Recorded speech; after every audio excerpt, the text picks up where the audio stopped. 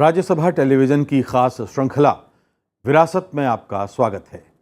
मैं हूं राजेश बादल और इस श्रृंखला में हम आपको हर महीने दिखाते हैं किसी ऐसी शख्सियत की दास्तान जिसने इस देश में अपने काम से वो मकाम हासिल किया जहां पहुंचने के लिए आने वाली नस्लें सपना देखती रहेंगी। आज हम आपको दिखाने जा रहे हैं एक ऐसे अनोखे उपन्यासकार की जिंदगी जिसने भारत में ऐतिहासिक घटनाओं और किरदारों को कहानी के अद्भुत ताने बाने में पिरोया और इसी वजह से उनको हिंदी का वाल्टर स्कॉट कहा जाता है। ये बेजोड़ उपन्यासकार है वृंदावन लाल वर्मा।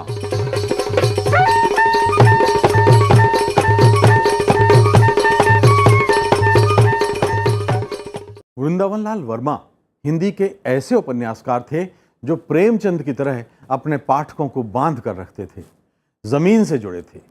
इन दिनों हिंदी में इस तरह लिखने वालों का अकाल है, लेकिन वो कितना अनमोल दौर था जब एक साथ अनेक सुपरस्टार हिंदी साहित्य की झोली में थे। तमाम देशों में वृंदावन लाल वर्मा की धूम थी, लेकिन उन्होंने कभी अपनी मिट्टी से नाता नहीं छोड़ा।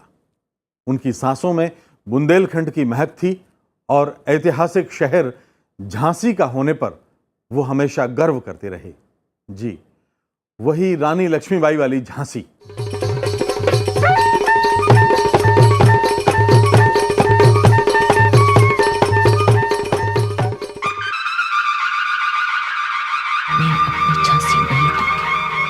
सिंहासन हिल उठे, राजवंशों ने भ्रिकुटी तानी थी। बूढ़े भारत में भी आई फिर से नई जवानी थी। घूमी हुई आजादी की कीमत सबने पहचानी थी।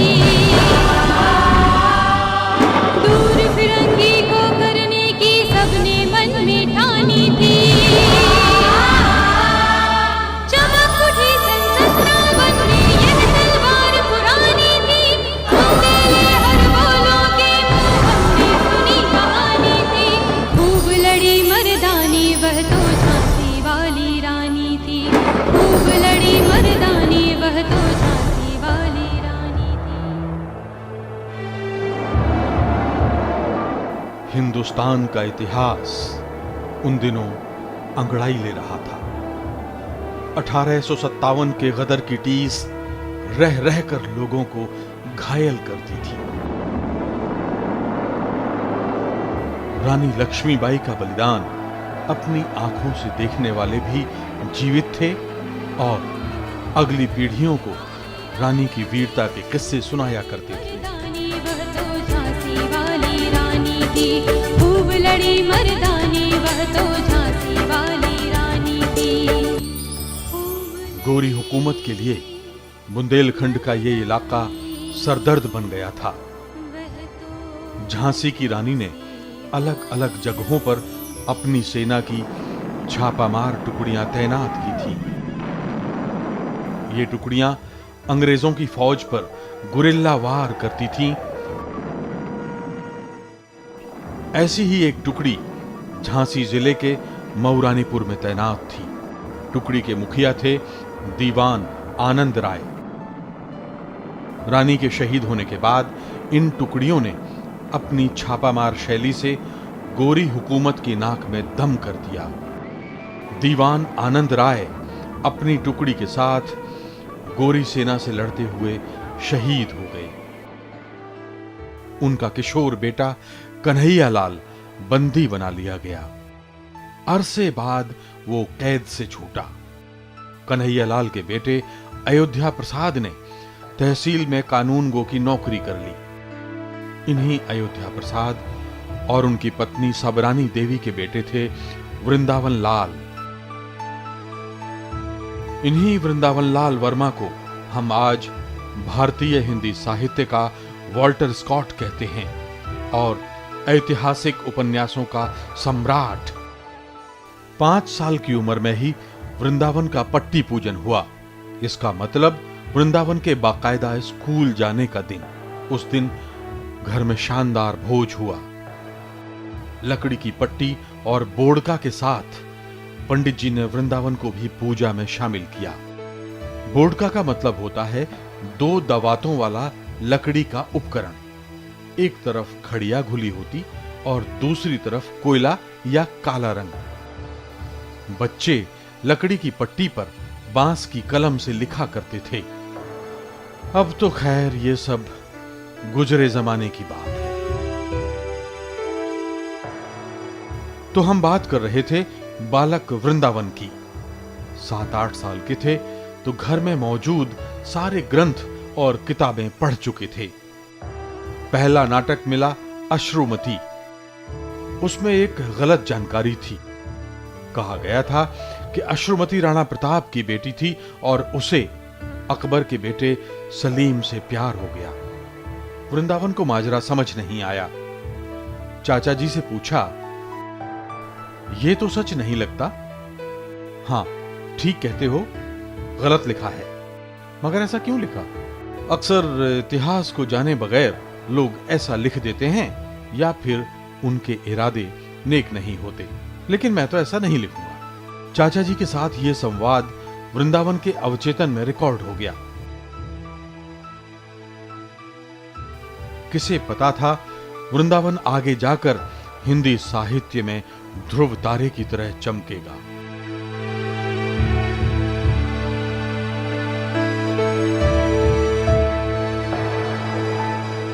उन दिनों पिता झांसी तहसील में 30 रुपए महीने पर कानूनगो के पद पर काम कर रहे थे।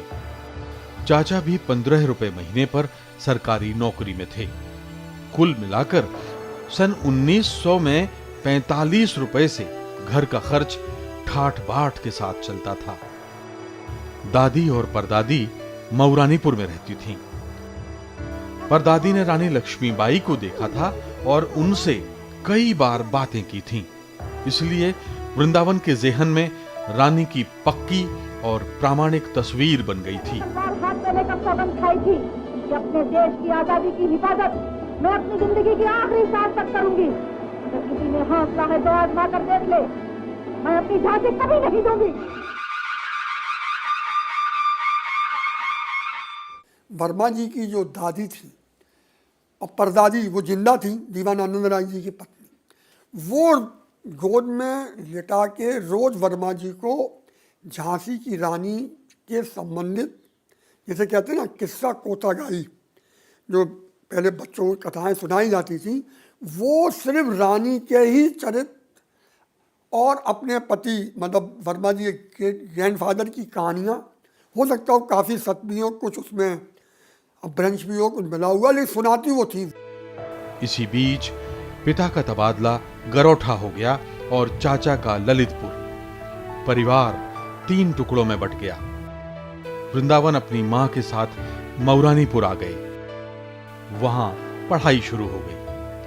अब मुश्किल ये थी कि वहां अंग्रेजी नहीं पढ़ाई जाती थी। लिहाजा एक दिन पूरा खानदान इकट्ठा हुआ तय करने के लिए कि वृंदावन आगे की पढ़ाई कहां करेगा। उन दिनों संयुक्त परिवारों में सबकी चिंता इसी तरह की जाती थी। फैसला हुआ कि वृंदावन ललितपुर में पढ़ेगा। वहां अंग्रेजी पढ़ाई जाती थी। चाचा की आर्थिक हालत अच्छी नहीं थी, इसलिए वृंदावन की पढ़ाई में अनेक मुश्किलें आईं। कई बार तो पेट भरने के लिए घर में राशन न होता। चाची अक्सर चाचा जी पर रिश्वत लेने के लिए जोर डालती, लेकिन चाचा जी सख्ती से खारिज कर देते। उल्टे पढ़ने के लिए किताबें खरीद कर लाते। चाची और खफा हो जाती। घूस के मसले पर आए दिन तकरार होने लगी। हार कर चाचा जी ने किताबें पढ़ने का शौक कुर्बान कर दिया, मगर घूस नहीं ली। रिश्वत को लेकर क्या आज इस तरह कोई घृणा का भाव किसी के मन में आता है?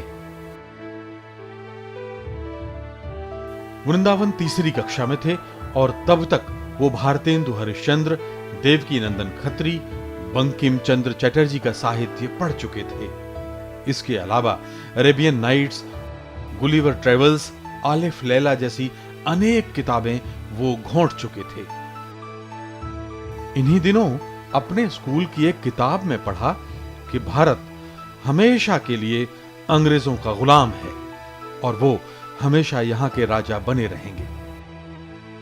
वृंदावन को इतना गुस्सा आया कि उन्होंने किताब फाड़कर फेंक दी। चाचा ने देखा तो जमकर पिटाई कर दी, लेकिन जब कारण पता चला तो वृंदावन से माफी मांगी और उन्हें प्यार से मनाया। ऐसा था चाचा भतीजे का प्यार। अब तक वृंदावन 11-12 बरस के हो चुके थे, यानी उस दौर के हिंदुस्तान में शादी की उम्र। वृंदावन का विवाह हो गया। पत्नी भी थी कोई 8-9 साल की। जानकी बने दूल्हा छवि देखो भगवान की, दुल्हन बनी सिया जानकी।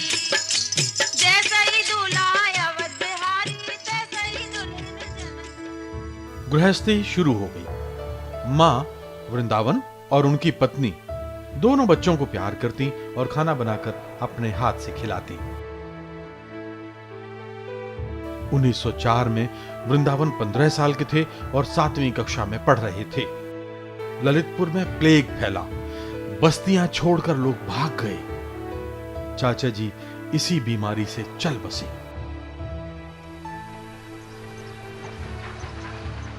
पिताजी चाचा जी के परिवार को लेकर झांसी आ गए।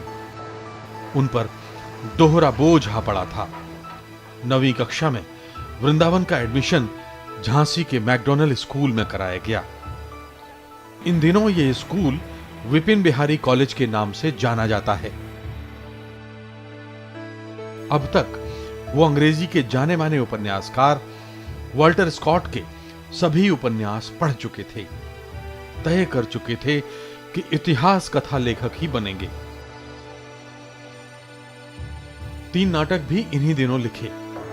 इंडियन प्रेस इलाहाबाद ने उनको छापा और 50 रुपए भी दिए। इनमें सबसे चर्चित था सेनापति ऊदल। दरअसल ये नाटक महोबा के 2 वीर भाइयों आल्हा और ऊदल की वीर गाथा है।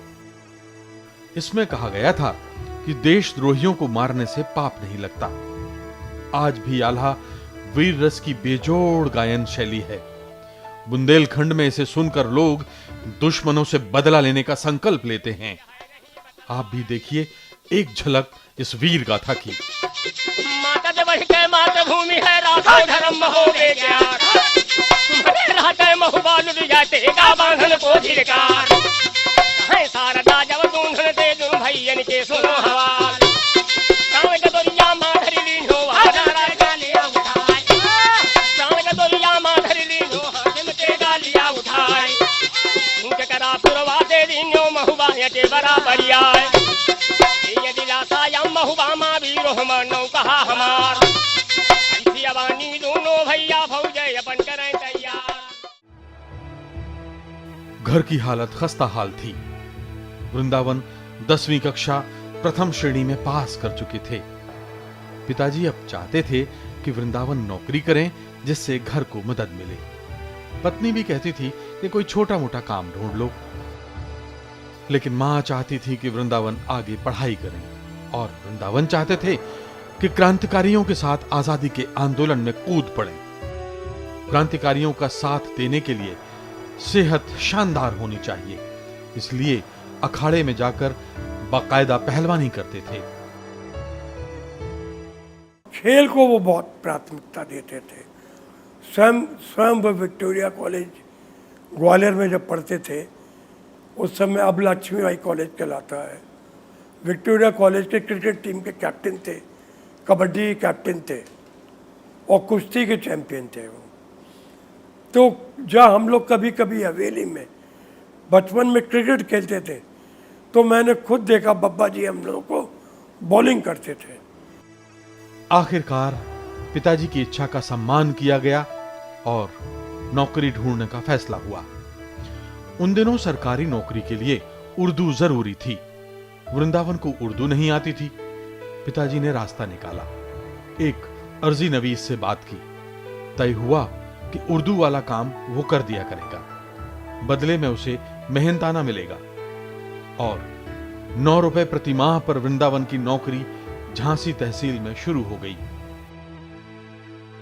पहले ही दिन जब अर्जी नवीस को उसके काम का मेहनताना देने के लिए बुलाया तो उसने उल्टे 4 रुपए वृंदावन के हाथ में रख दिए।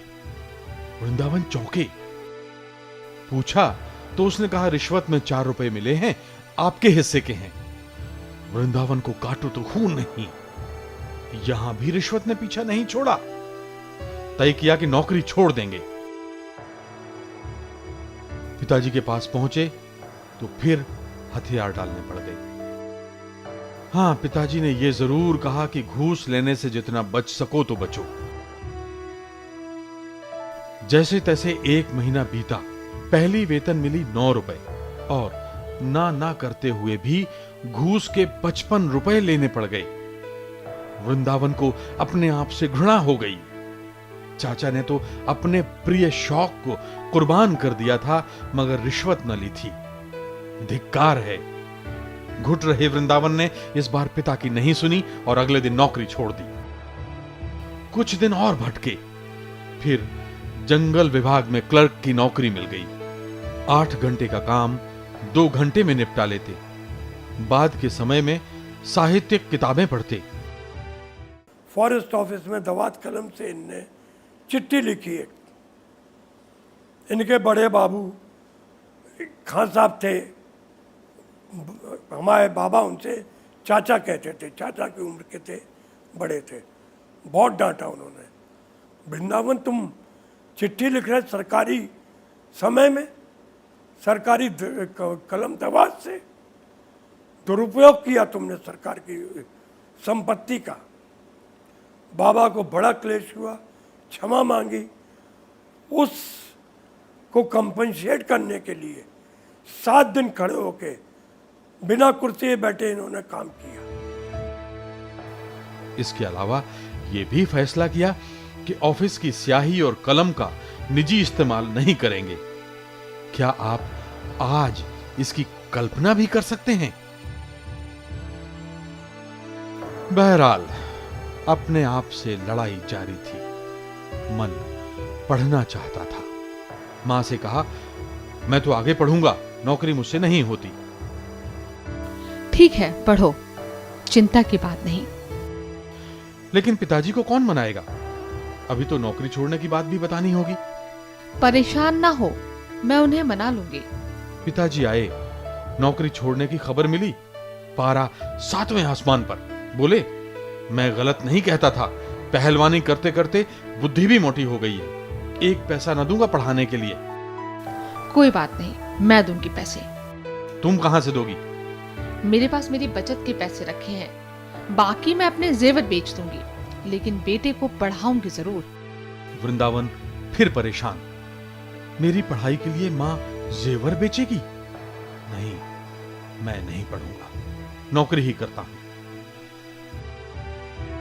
लेकिन न जेवर बेचने की नौबत आई और न वृंदावन को नौकरी करनी पड़ी। पिताजी ने मां की इच्छा का आदर किया। वृंदावन का एडमिशन ग्वालियर के विक्टोरिया कॉलेज में हो गया। झांसी रेलवे स्टेशन पर छोड़ने खुद पिताजी आए।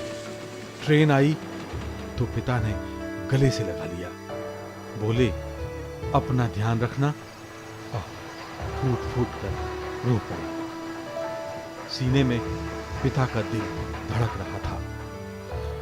हिंदुस्तान की मिट्टी में न जाने क्या बात है कि पिता हरदम कठोर और फर्ज निभाता नजर आता है। उसके दिल में झांक कर देखने वाले कम ही होते हैं। ट्रेन चली तो वृंदावन भी देर तक रोते रहे। अपनी इच्छा के आगे पिता की मजबूरी नहीं देखी। लानत है मुझ पर, पिताजी को गलत समझा था। उन्होंने सोचा पिताजी पर ज्यादा बोझ नहीं डालूंगा, चाहे एक समय भूखा रहना पड़े। ग्वालियर में एडमिशन के बाद पिताजी को एक मार्मिक चिट्ठी लिखी और माफी मांगी। उन्होंने लिखा, पूज्य पिताजी, सादर चरण स्पर्श। मैं यहां कुशल से हूं, आशा करता हूं आप सब लोग कुशल से होंगे। आप मुझे केवल 8 रुपए ही दीजिए, मैं इतने में गुजारा कर लूंगा। 4 रुपए में महीने के खाने का खर्च, बाकी 4 में दूध, तेल, कपड़े, धुलाई, फीस और पढ़ाई के पैसे हो जाएंगे। आपका आज्ञाकारी पुत्र वृंदावन। सब कुछ ठीक चल रहा था कि एक दिन पिताजी का तार मिला। अंग्रेजों के खिलाफ तुमने कुछ लिखा है, पुलिस तलाशी के लिए आई थी, मजिस्ट्रेट ने बुलाया है, तुरंत आओ।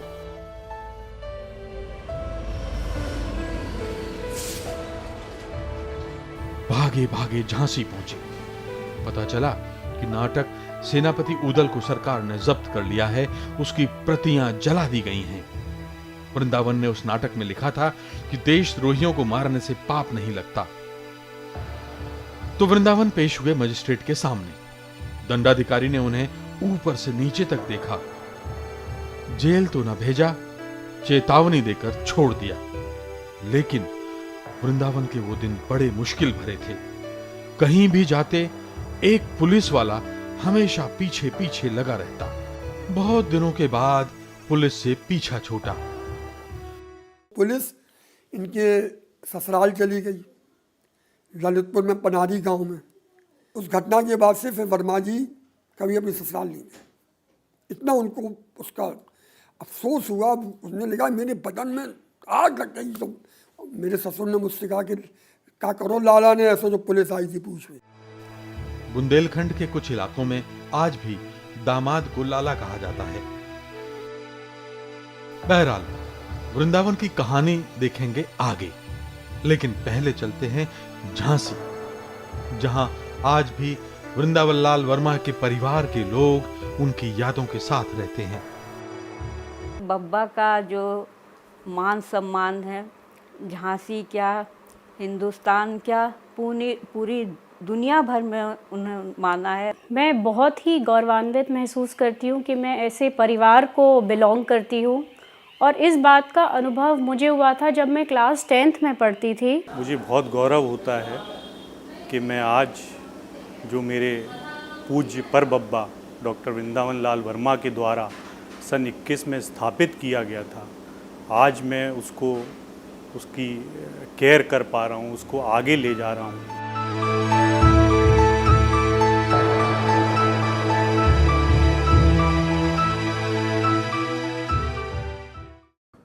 अपने शब्दों से ऐतिहासिक कथाओं के अद्भुत शिल्पी बने वृंदावन लाल वर्मा क्रांतिकारियों के साथी थे।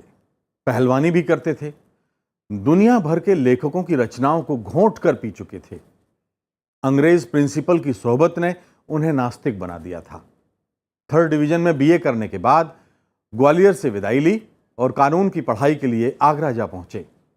एक बार फिर मां ने सहारा दिया। वकालत की पढ़ाई के दौरान उन्हें गुरुदेव रविंद्रनाथ टैगोर से मिलने का मौका मिला। कॉलेज में गुरुदेव ने गीतांजलि की कविताएं सुनाई। राष्ट्रकवि मैथिली शरण गुप्त, गणेश शंकर विद्यार्थी और मुंशी अजमेरी तो उनके वरिष्ठ मित्र मंडल में पहले ही शामिल थे। एक बार साहित्य संसार में उतरे तो देश ने वृंदावन लाल वर्मा को हिंदी का वाल्टर स्कॉट जैसा मान दिया। एक नजर वृंदावन के आगे के सफर पर।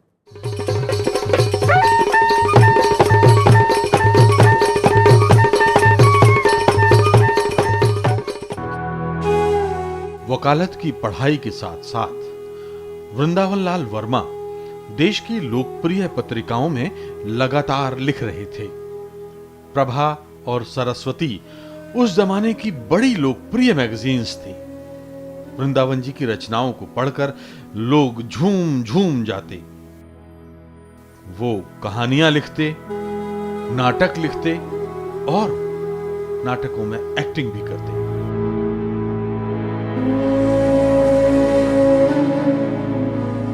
ये 1914 का साल था। एक दिन अगस्त में पिताजी का तार मिला। तुम्हारी मां बहुत बीमार है, तुरंत चले आओ। वृंदावन सन्न, झटका लगा, कुछ अंदर से टूट गया था। दिल ने कहा मां अब नहीं मिलेंगी। संकट की हर घड़ी में मां ने उन्हें हरदम बाहर निकाला था, हौसला दिया था। कितने खुशकिस्मत होते हैं वो लोग जिन्हें मां का ऐसा रूप देखने को मिला करता है। वृंदावन भागकर झांसी पहुंचे, लेकिन तब तक बहुत देर हो चुकी थी। मां आखिरी समय तक वृंदावन को याद करती रहीं, लेकिन उन्होंने बुलाने के लिए पिताजी को मना कर दिया था। वृंदावन को मत बुलाओ, मुझे हैजा हुआ है। पूरे शहर में बीमारी फैली है। मेरा तो मरना तय है। लड़के को इस जल्दी आग में तो मत बुलाओ। बेटे को देखने की अंतिम इच्छा को भी मां ने मार डाला था। वृंदावन 6 महीने तक पागलों की तरह भटकते रहे, दिन रात रोते रहते, आंखें सूज गईं। इस समय जो तबीयत बिगड़ी तो जिंदगी भर कभी स्वस्थ ना हो पाए। पिताजी भी अपने दिल का दर्द छिपाए रहते, लेकिन घर की जिम्मेदारी तो थी ही। बहनों की भी शादी करनी थी, पत्नी मां बन गई थी और चाचा जी का परिवार अलग। कैसे कटेगी जिंदगी? ऐसे में पिताजी संकट मोचक बने। बोले, जाओ लॉ की पढ़ाई पूरी करो और वकील बनो, फिर आगे सोचेंगे। अभी मेरी हड्डियों में इतना दम है।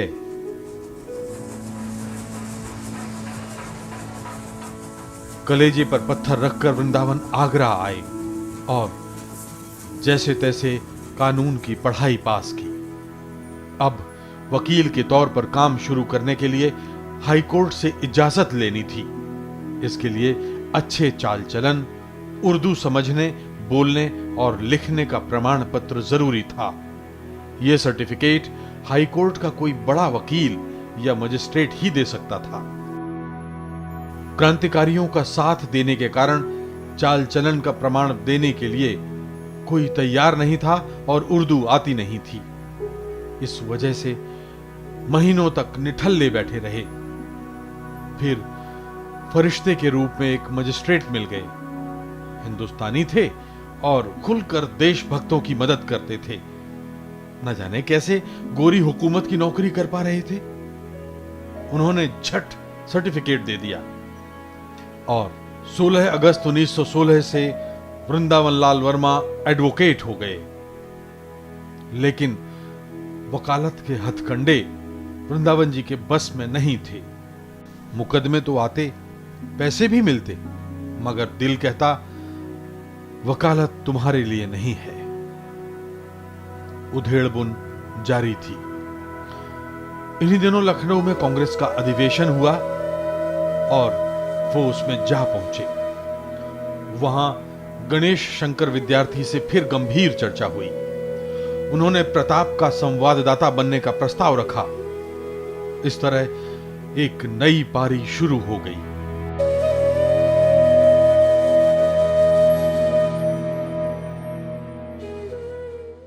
गणेश शंकर विद्यार्थी जी ने मेरा नाम गवर्नानंद कर दिया था। उस नाम से उन्होंने लिखा। बाद में दैनिक लोकमत अखबार का संपादन उन्हीं के देखरेख में हुआ। सरदार भगत सिंह भी उन दिनों प्रताप में लगातार लिख रहे थे, कभी अपने नाम से तो कभी छद्म नाम से।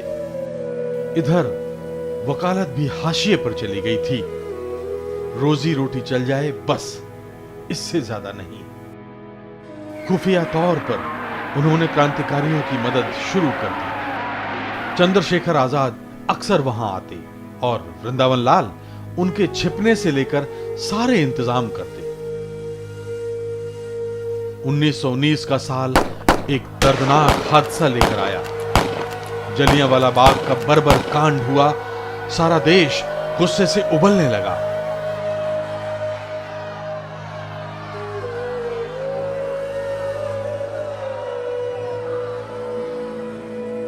वृंदावन लाल वर्मा ने दोस्तों को साथ लेकर बाजार बंद कराए और विरोध प्रदर्शनों की झड़ी लगा दी। अंग्रेजों की नजर में चढ़ गए। सिलसिला चलता रहा। इसी बीच महात्मा गांधी ने सत्याग्रह छेड़ दिया और उसका असर झांसी में भरपूर था। गांधी जी जब झांसी आए तो वृंदावन लाल वर्मा ने उन्हें करीब से जाना और समझा। वकालत और क्रांतिकारी गतिविधियां एक साथ चल रही थीं कि एक झटका और लगा। पिताजी को निमोनिया हो गया। काफी इलाज चला, पिताजी की बेहोशी न टूटी। वो हमेशा के लिए छोड़कर चले गए। 30-32 बरस की उम्र में ही वृंदावन के सर से मां बाप का साया उठ चुका था। एक रात में ही वृंदावन जैसे बूढ़े हो गए।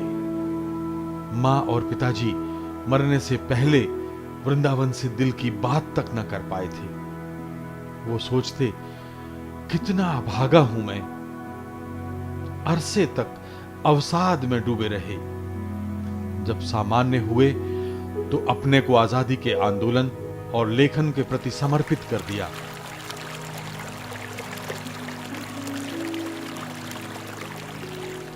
जनवरी 1927 वृंदावन की जिंदगी में खास तारीख बन गई।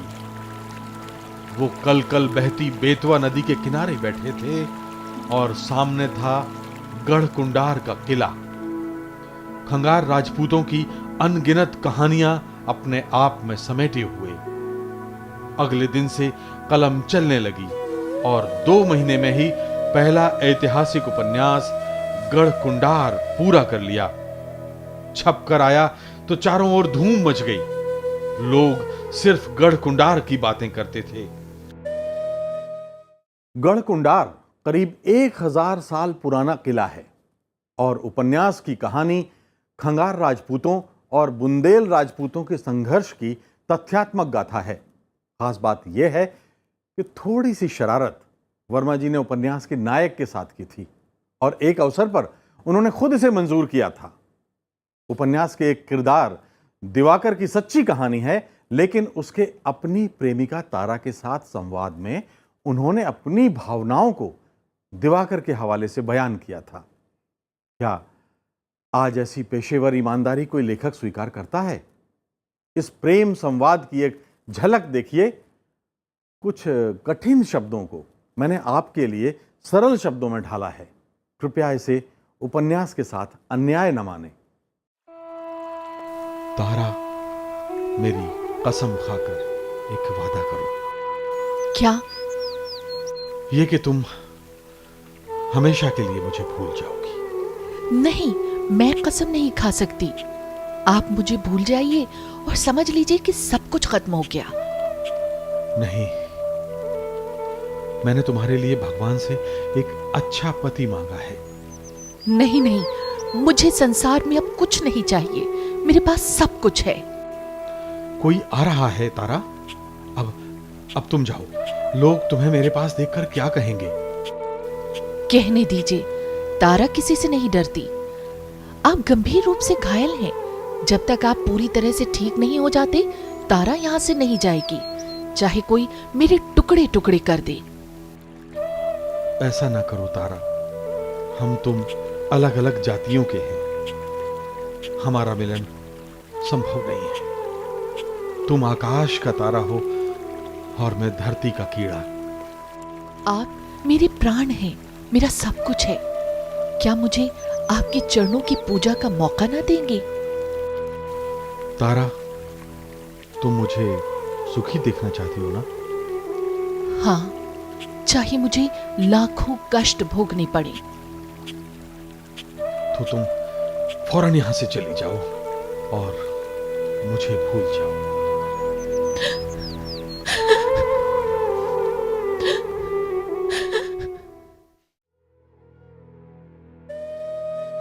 टीकमगढ़ के राजा इस उपन्यास के इतने दीवाने थे कि उन्होंने गढ़कुंडार के पास श्यामसी गांव में लंबी चौड़ी जमीन वृंदावन लाल वर्मा के नाम कर दी। बाद में यहां वर्मा जी ने घर बनवाया और खेती भी की। श्यामसी का ये घर उनकी अनेक रचनाओं के जन्म का सबूत है। गढ़कुंडार के बाद तो वृंदावन लाल वर्मा ने एक के बाद एक नायाब कृतियों का पिटारा खोल दिया। अगले उपन्यास लगन ने बेशुमार लोकप्रियता बटोरी। लगन के बाद संगम, प्रत्यागत, कुंडली चक्र और प्रेम की भेंट जैसे उपन्यासों ने बाजार लूट लिया। चारों तरफ उनका नाम छाया हुआ था। गणेश शंकर विद्यार्थी और मैथिली शरण गुप्त जैसे कलम के महारथी दिग्गज वृंदावन लाल की कलम के दीवाने हो गए। उस समय वीर सिंह देव से मैथिली शरण गुप्त का, मुंशी अजमेरी का, जो गुणसागर सत्यार्थी रहते, उनका संपर्क हुआ। उन्होंने कहा कि वर्मा जी एक काम करो, आप यहाँ से छोड़िए, ये अंग्रेजी राज में आता है, आप हमारी रियासत में चलिए, ओडिशा स्टेट में आ गए। उनका तो समझौता था, तो यहाँ तो कोई पुलिस उन्हें तलाश ही नहीं सकती थी। तो बताओ, उन्होंने 1000 एकड़ ज़मीन दी उन्हें यहाँ, और यहाँ आकर के उनको बसाया। बस इसलिए आए वो यहाँ, और यहाँ आकर के बस के उन्हीं ने इस गांव का नाम श्यामसी रखा। इन्हीं दिनों उत्तर प्रदेश के इस इलाके में आजादी के आंदोलन ने गोरी हुकूमत को हिला दिया। चंद्रशेखर आजाद झांसी के पास सातार नदी के किनारे साधु बनकर छिपे हुए थे। उनके आश्रम से क्रांतिकारी आंदोलन संचालित हो रहा था। वृंदावन इसकी एक खास कड़ी थे। एक बार तो खुलेआम चंदा इकट्ठा किया और चंद्रशेखर आजाद को पहुंचाया। क्रांतिकारियों को राइफल की जरूरत थी, तो शिकार का शौक बताकर लाइसेंस ले लिया, और इस चक्कर में शिकार का शौक भी जबरन पाल लिया, क्योंकि अंग्रेजों को बताना पड़ता था कि राइफल का सही उपयोग हो रहा है या नहीं। सो कभी तेंदुआ मारते, कभी भेड़िया, लकड़बग्घा, मगर और सुअर से लेकर शेर तक का शिकार कर डाला। शिकार के अनुभवों पर उन्होंने एक शानदार किताब लिखी, दबे पांव।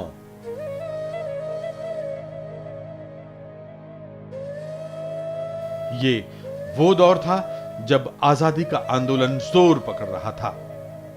लगातार ऐसी घटनाएं हो रही थीं जो आजादी का जोश फूंक रही थीं। पुलिस के हाथों लाला लाजपत राय की शहादत, सरदार भगत सिंह, राजगुरु सुखदेव को फांसी, और उसके बाद सद्भाव के लिए गणेश शंकर विद्यार्थी का बलिदान। बदले की आग साफ तौर पर नजर आ रही थी। वृंदावन लाल वर्मा के ऐतिहासिक उपन्यासों के वीर किरदार लोगों के चहेते बन गए। वर्मा जी का जो चित्रण शैली है, वे कहते हैं कि जो शब्द देहात की तरफ से आते हैं वही हमारी सामाजिक ध्वनियों के शुद्ध रक्त कण हैं। उन्होंने सामान्य शब्दों को भी महत्वपूर्ण बना दिया। ऐतिहासिक उपन्यास में या तो इतिहास मर जाता है या उपन्यास, पर वर्मा जी के उपन्यासों में दोनों चीज़ें एकदम जीवंत मिलती हैं। इतिहास भी है, और जो एक भारत में रही है परंपरा इतिहास के साथ छेड़छाड़ करने की, कुछ भी तोड़ मोड़ करके प्रस्तुत कर दो, वर्मा जी ने सत्य को ही रखा है हमेशा। इसलिए उनकी पुस्तकों में एक पठनीयता भी है, ऐतिहासिकता भी है और सत्यता भी है। 1936 आ पहुंचा था। वृंदावन लाल वर्मा को नर्मदा नदी के उद्गम अमरकंटक जाने का मौका मिला। वहां के घने जंगल और प्रकृति के अनमोल खजाने ने उनका दिल लूट लिया। उनका श्रृंगारपूर्ण उपन्यास कचनार अमरकंटक की देन है। कचनार के माध्यम से बुंदेलखंड की संस्कृति, बुंदेलखंड के छोटे छोटे त्योहार, बुंदेलखंड में सुआटा, किस तरह से दशहरा, किस तरह से दीपावली बुंदेलखंड में मनाई जाती थी। और वो घर पे क्या, हर जगह बुंदेलखंडी ही बोलते थे मैं बाबा। 40 का साल आते आते वर्मा जी ने झांसी में स्वाधीन प्रेस शुरू कर दिया। इन्हीं दिनों उनके बहुचर्चित उपन्यास झांसी की रानी पर काम शुरू हो गया। हालांकि इसमें वक्त भी काफी लगा था, पूरे 7 साल। दरअसल वृंदावन लाल हिंदुस्तान के ऐसे विरले ऐतिहासिक उपन्यासकार हैं जो अपने कथानक की प्रामाणिकता के लिए उपन्यास से जुड़े हर स्थान पर जाते, दस्तावेज, रेवेन्यू रिकॉर्ड, सनद, शिलालेख चेक करते और जीवित सबूतों से बात करते। इसलिए उनके लेखन से आप इतिहास के अनेक बंद अध्यायों की पक्की जानकारी ले सकते हैं। झांसी की रानी बाजार में आया और आजादी की बहार भी लाया। ये आज भी रानी लक्ष्मीबाई पर प्रकाशित अकेला प्रामाणिक उपन्यास है। भारत सरकार ने उनको झांसी की रानी के लिए पुरस्कृत किया था। तो आज जिस तरह से सुभद्रा कुमारी चौहान की झांसी की रानी कविता हम लोग याद करते हैं, उसी तरह से उनका ये झांसी की रानी उपन्यास जो है वो बहुत महत्वपूर्ण था और इसीलिए विशेष रूप से उसको पुरस्कृत किया गया था। झांसी की रानी से पहले कुछ और उपन्यासों ने वृंदावन लाल वर्मा की ख्याति समंदर पार पहुंचा दी थी। इनमें मंगलसूत्र, राखी की लाज, अचल मेरा कोई, फूलों की बोली, बांस की फांस, कश्मीर का कांटा, टंटा गुरु, टूटे कांटे, माधवजी सिंधिया, बीरबल और विराटा की पद्मिनी ने बहुत धूम मचाई।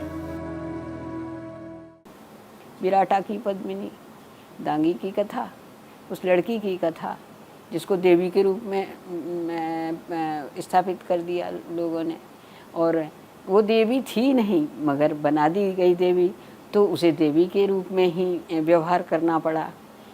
अब देवी के सामने जब स्त्री के रूप में परेशानियां आती हैं तो क्या होता है। एक ये बहुत बड़ी त्रासदी है जो वृंदावन लाल वर्मा ने हमारे सामने रख दी। इसके अलावा नाटक संग्रह जहांदार शाह, हंस मयूर और खिलौने की खोज जगह जगह खेले जा रहे थे। मंच पर उनको जबरदस्त कामयाबी मिल रही थी।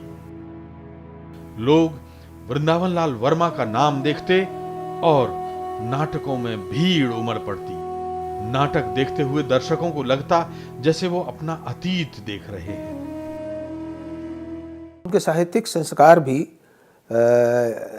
लोक, ग्रामीण और इतिहास की चेतना से बनते हैं। सत्य का मूल्य हो, चाहे अहिंसा का मूल्य हो, या जितने भी तरह के हमारे मानव मूल्य आपको ग्रामीण परिवेश में मिलते हैं, तो वो सारी उनकी रचनाओं में शुरू से आखिरी तक दिखाई देते हैं। वृंदावन लाल वर्मा जी ने एक वैज्ञानिक तरह से भौगोलिक स्थिति का वर्णन, चाहे वो बेतवा हो, चाहे ये पर्वत के बारे में हो, या सामाजिक दृष्टि की किस तरह से महिलाएं कपड़े पहने हुए हैं, या इन सब के बारे में जो लेखनी से लिख करके प्रस्तुतिकरण किया है, वो अपने आप में अद्भुत है। देश आजाद हो चुका था। वृंदावन लाल वर्मा स्वतंत्रता की सांस में जी भरकर लिख लेना चाहते थे। उन्हें तमाम स्वतंत्रता संग्राम सेनानियों की तरह कंधों पर से बोझ उतर गया लगता था। यूं तो राजनीति में उनकी ज्यादा दिलचस्पी नहीं थी, लेकिन कभी-कभी राजनीति में गिरते नैतिक मूल्य उन्हें परेशान करते थे। वैसे वो 1936 में जिला बोर्ड के अध्यक्ष का चुनाव जीतकर जनता की सेवा कर चुके थे। इसके बाद 1952 के पहले आम चुनाव में वो लोकसभा के लिए किस्मत आजमा चुके थे। कांग्रेस के खिलाफ जवाहरलाल नेहरू विरोध में प्रचार के लिए आए थे और उसका नतीजा क्या होना था आप समझ सकते हैं, जमानत जब्त। इसके बाद तो चुनावी राजनीति से तौबा कर ली। हाँ, एक के बाद एक रचनाएं आती रहीं। शिमला में उपन्यास सोना पूरा किया, श्यामसी में रहकर नाटक पूरब की ओर, कनेर, पीले हाथ, नीलकंठ, केवट और उपन्यास अमरबेल, अहिल्याबाई, ललित विक्रम लिखे। सबसे बड़ी बात क्या थी कि बुंदेली जो कल्चर है, चकिया कैसे पीसने उठती है औरत, मठा कैसे भाव जात, लड़की सवेरे सुगाटा कैसे खेलती हैं, जवारे कैसे बह जात, भजन कैसे गात, ये सारी बात उनके जहन में बसी हुई थी। वो खाली उस इतिहास को नहीं लाते जो सिपाहियों का था, जो राजाओं का था,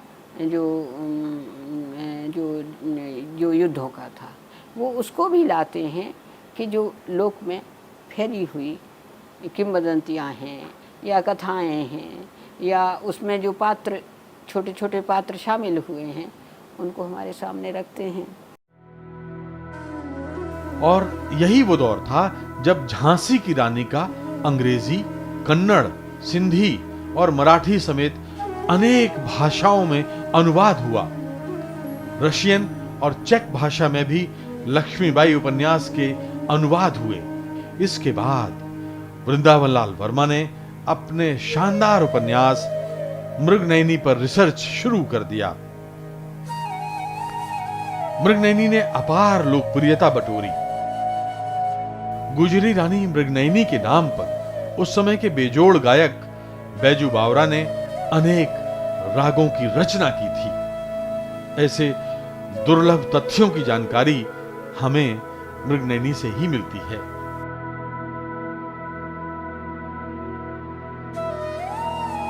मृगनयनी राजा मानसिंह तोमर की पत्नी थी और ग्वालियर में रहती थी। मानसिंह ने मृगनयनी की याद में अनेक स्मारक बनवाए। आज भी कई स्मृतियां ग्वालियर में बिखरी हुई हैं।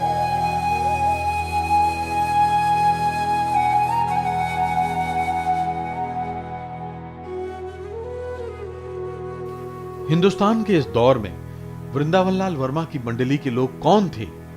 उनकी मुंह बोली छोटी बहन महादेवी वर्मा, बड़े भाई मैथिली शरण गुप्त, हॉकी के जादूगर मेजर ध्यानचंद, कवि रामधारी सिंह दिनकर, शिवमंगल सिंह सुमन, हरिवंश राय बच्चन, डॉक्टर राम कुमार वर्मा और भगवती चरण वर्मा जैसी विभूतियां। हां, फिल्म अभिनेता देवानंद तो वृंदावन लाल जी के उपन्यासों के मुरीद थे। अक्सर दोनों मिला करते और घंटों बतियाते। इसके बावजूद माया नगरी मुंबई से वृंदावन लाल जी का रिश्ता न बन पाया। झांसी की रानी पर फिल्म निर्माण की बात चली लेकिन अटक गई। बाद में सुनते हैं कि जो फिल्म बनी वो कहानी तो वर्मा जी की थी मगर उनका नाम नहीं दिया गया। इसके बाद मृगनयनी और कचनार पर भी फिल्मों की तैयारी हुई। वर्मा जी अनेक दिनों तक मुंबई में रहे लेकिन फिल्म लाइन के हथकंडों ने उन्हें दुखी कर दिया। वो माया नगरी से लौट आए। इसके बाद उत्तर प्रदेश सरकार ने 1857 के गदर और गंगा की कहानी फिल्मों के लिए पटकथा लिखवाई। बाद में उत्तर प्रदेश सरकार को पैसों की किल्लत हुई और इन फिल्मों ने दम तोड़ दिया। आप कह सकते हैं कि पर्दे की पारी वृंदावन लाल जी के नसीब में नहीं थी। 1960 आते आते वर्मा जी को बड़ा झटका लगा। लंबी बीमारी के बाद पत्नी उनका साथ छोड़ गई। करीब करीब 60 साल तक दोनों का साथ रहा। वर्मा जी पत्नी के निधन से टूट गए और महीनों बाद सामान्य हो पाए।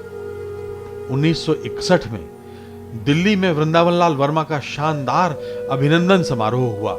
कहते हैं आज तक दिल्ली में वैसा अभिनंदन किसी लेखक का नहीं हुआ। और समारोह में वर्मा जी की शान में कशीदे पढ़ने वालों में रामधारी सिंह दिनकर, बाबू जगजीवन राम, जैनेन्द्र जैन, वियोगी हरि और हरिवंश राय बच्चन खास थे।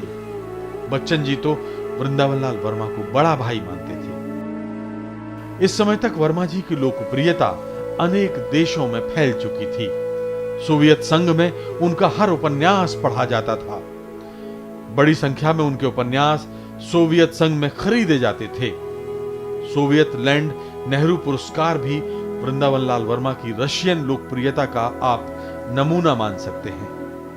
मॉस्को से वर्मा जी की दोस्त दीना गोल्डमान ने 16 दिसंबर 1962 को एक पत्र में लिखा, प्रिय वर्मा जी, सोवियत संघ के विद्वान और विद्यार्थी आपसे अच्छी तरह परिचित हैं। आप देखेंगे कि 6-8 महीने बाद जब मृगनयनी और टूटे कांटे रशियन में प्रकाशित होंगे तो आप यहां उतने ही लोकप्रिय हो जाएंगे जितने हिंदुस्तान में।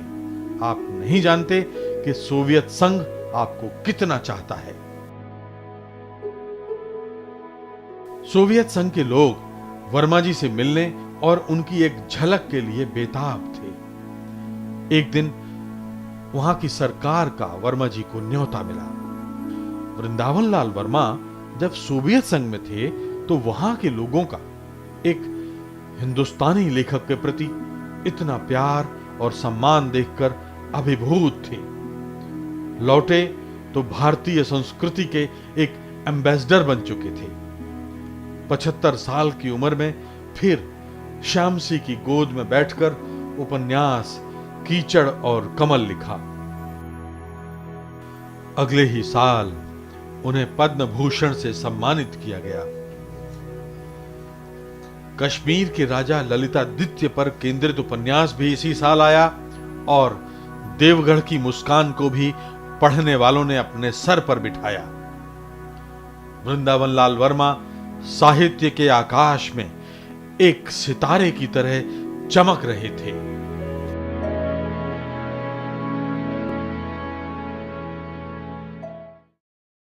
हिंदुस्तान में जहां भी वृंदावन लाल वर्मा जाते, लोग उन्हें घेर लेते और उनकी रचनाओं के पात्रों के बारे में जानना चाहते। क्या कोई दूसरा लेखक आपको याद है जिसके उपन्यास, जिसके नाटक और कहानियों के किरदार घर घर में लोकप्रिय हों और उनके सुख दुख से आम आदमी तक जुड़ गया हो? आप राजाओं को भूल सकते हैं, हुकूमतों को भूल सकते हैं, सगे संबंधियों को भूल सकते हैं, लेकिन जो शब्द सितारे आपके दिल में एक बार बैठ जाते हैं वो आखिरी सांस तक नहीं भूलते। जरा सोचिए, आपको मेरी बात की सच्चाई का एहसास हो जाएगा। वृंदावन लाल वर्मा के शब्द सम्मोहन का आप शिकार हो जाएंगे, बशर्ते एक बार उनका लिखा साहित्य पढ़ जाइए। आप उन्हें मरते दम तक नहीं भूलेंगे।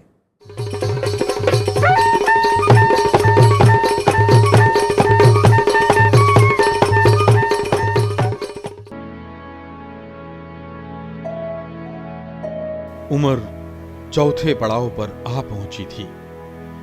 देह शिथिल पड़ गई थी। बीमारियों की फौजें पहलवानी के किले पर हमले के लिए तैयार थीं। एक हार्ट अटैक पहले आ चुका था। डॉक्टर कहते, वर्मा जी सावधान, और वर्मा जी ने तो जैसे ठान लिया था कि हम नहीं सुधरेंगे।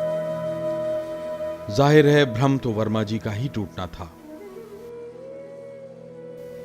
अंदर से शरीर का कंट्रोल रूम बार बार सिग्नल भेजता और वृंदावन लाल जी उसे बैरंग लौटा देते। वो उत्तर भारत में जितने लोकप्रिय थे, उतने ही दक्षिण भारत में। लोगों का प्यार और सम्मान देखकर वर्मा जी अपनी सेहत का हाल ताक में रख देते। लेकिन बेटे सत्यदेव वर्मा की तीमारदारी चलती रही। पिता को कहीं भी अकेले न जाने देते। पिताजी ने कहीं जाने की योजना बनाई और सत्यदेव जी अपना काम धाम बंद कर पिता के साथ चल देते। सत्यदेव अकेले में सोचते, आखिर ऐसे पिता किसे नसीब होते हैं।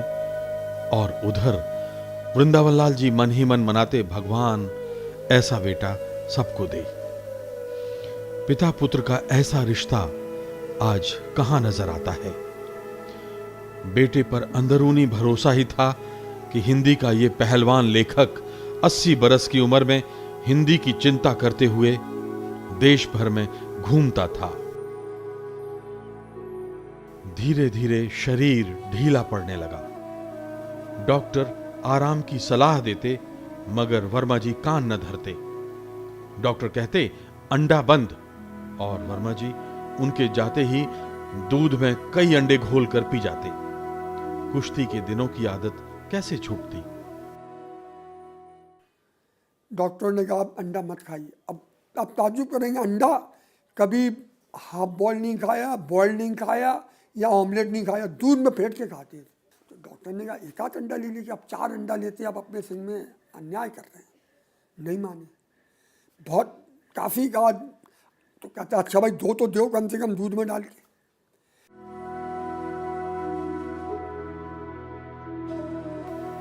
हालत दिनों दिन बिगड़ती जा रही थी। अस्पताल में वर्मा जी के दाखिल होने की खबर हिंदी के साहित्य संसार में आग की तरह फैल गई। देश भर से लेखकों और समाज सेवियों का तांता लग गया। सारे लोग अस्पताल के अहाते में दिन दिन भर खड़े रहते। उन दिनों सूबे में राष्ट्रपति शासन था।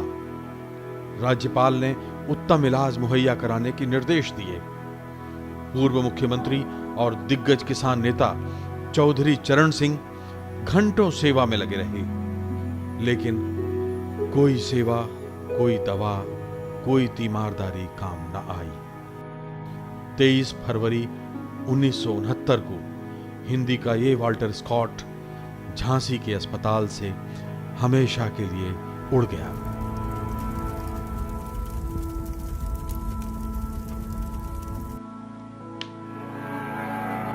रेडियो ने सारे बुलेटिनों में इसे पहला समाचार बनाया। अखबारों ने इसे पहली खबर का सम्मान दिया। झांसी समेत अनेक शहरों में कई दिन तक बाजार और स्कूल कॉलेज बंद रहे। राष्ट्रपति डॉक्टर जाकिर हुसैन और उपराष्ट्रपति वराहगिरी वेंकटगिरी ने गहरा शोक प्रकट किया।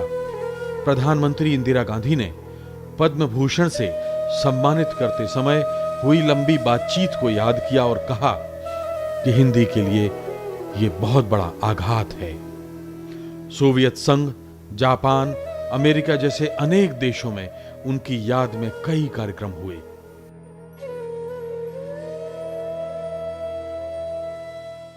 एक महिला आई थी न्यूयॉर्क से, तो वो खोजते खोजते कनॉट प्लेस में घूमते घूमते यहाँ आ गई।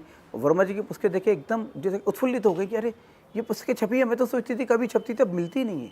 लोगों को जानकारी भी नहीं है, अभिरुचि भी नहीं है। जानकारी का तो तंत्र ये है कि पुस्तकें आजकल ऑनलाइन अवेलेबल हैं, हमारी वेबसाइट पे भी उपलब्ध हैं।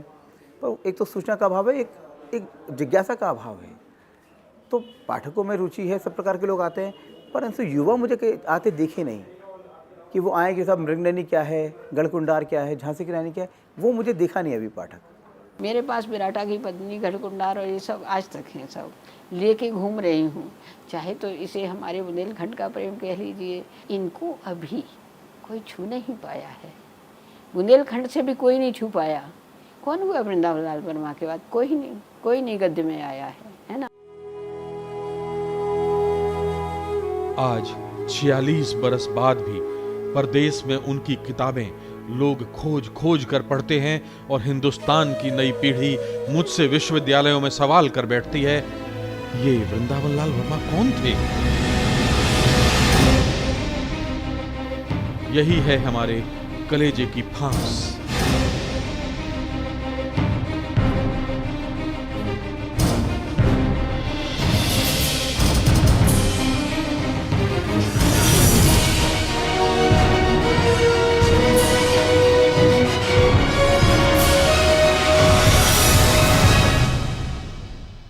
दुनिया में वृंदावन लाल वर्मा जैसे लोग बार बार पैदा नहीं होते।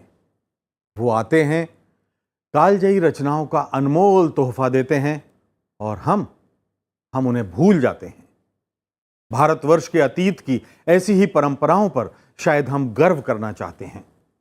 हमारे लिए इससे बड़ी सामाजिक शर्म और क्या हो सकती है। बहरहाल, बेहद तकलीफदेह एहसास के साथ इस एपिसोड को हम खत्म करते हैं। अगली बार फिर मिलेंगे किसी नए सितारे से। देखते रहिए राज्यसभा टेलीविजन।